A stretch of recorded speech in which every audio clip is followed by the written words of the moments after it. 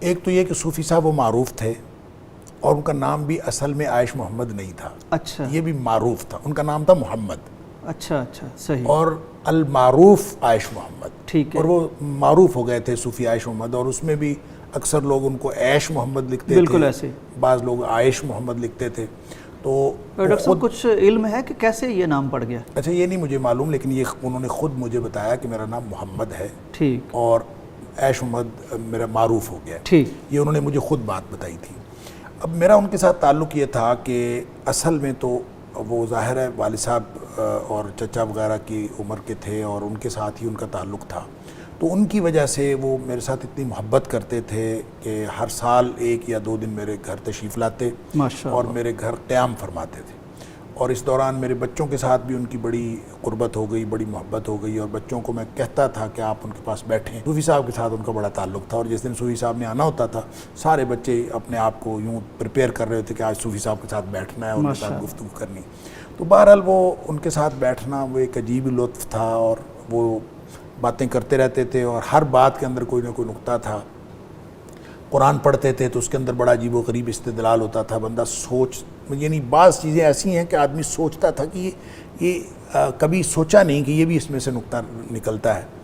کہ مثلاً ایک دن کہتے, یعنی ایسی بات ہو رہی تھی, تو کہتے ہیں کہ جو موسیٰ علیہ السلام نے اپنی اہلیہ سے کہا آگ دیکھ کر کہ کثو, آپ یہاں تشریف رکھیں, جمع کا صیغہ بولا, کسی نہیں کہا, بلکہ آپ نے کہا کثو, یہاں بیٹھو تشریف رکھو. تو اس سے انہوں نے استدلال کیا کہ اپنی اہل خانہ کو ہمیشہ عزت اور احترام سے بلانا چاہیے, ان کو مخاطب کرنا. ماشاءاللہ نادر نقطہ نکالا. اب یہ عام طور پہ لوگوں کو یہ نہیں سمجھ آتی, وہ گزر جاتے ہیں اس سے.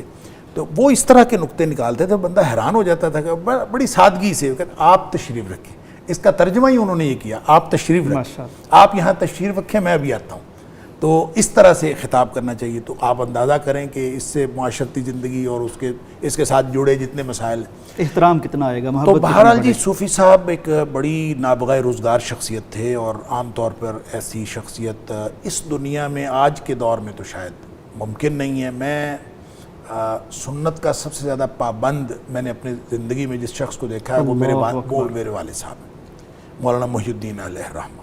اور ان کے بعد اگر کسی شخص کو میں نے مٹا ہوا دیکھا ہے جس کو زندگی کے ساتھ, دنیا کے ساتھ کوئی تعلق نہیں تھا سوائے اللہ کے, اور اس لیے دنیا کے ساتھ تعلق تھا کہ میں اپنے اللہ کے لیے زندگی گزار رہا ہوں, وہ صوفی عائش محمد صاحب تھے.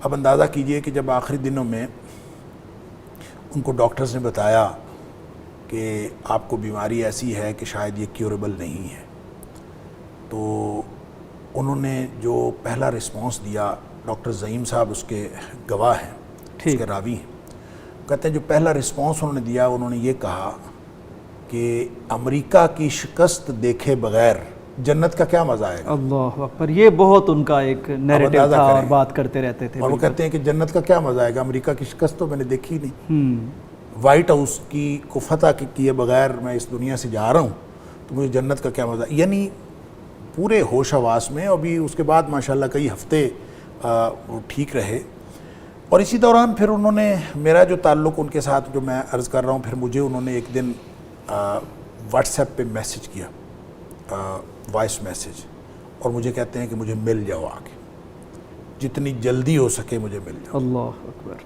تو ظاہر ہے میری بھی مصروفیات, میں مغرب تک فارغ نہیں تھا, تو مغرب کے بعد میں یہاں سے چلا.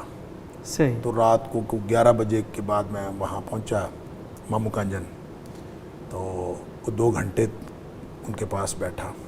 تو وہاں ان کے بیٹے جو ابو بکر صاحب ہیں انہوں نے بہت ہماری خدمت بھی کی, بہت وہ بلکہ لینے کے لیے آگے آ گئے کیونکہ رستہ خراب تھا. اللہ تعالیٰ ان کو جزائے خیر دے. گھنٹہ بھر کا فاصلہ وہ کر کے پھر میرے ساتھ گئے, پھر واپس مجھے وہاں تک چھوڑ کے آئے کوئی 1-1:30 بجے.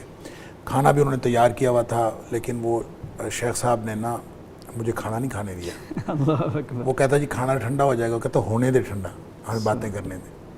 تو ہم کافی دیر جو ہے نا وہ جیسے کہہ لیں کہ ایک سانس میں باتیں کرتے رہے. کچھ چیزیں انہوں نے مجھے ہدایات دینی تھیں, کچھ وہ بہرحال الحمدللہ کچھ ذاتی حوالے سے اور کچھ مختلف حوالوں سے.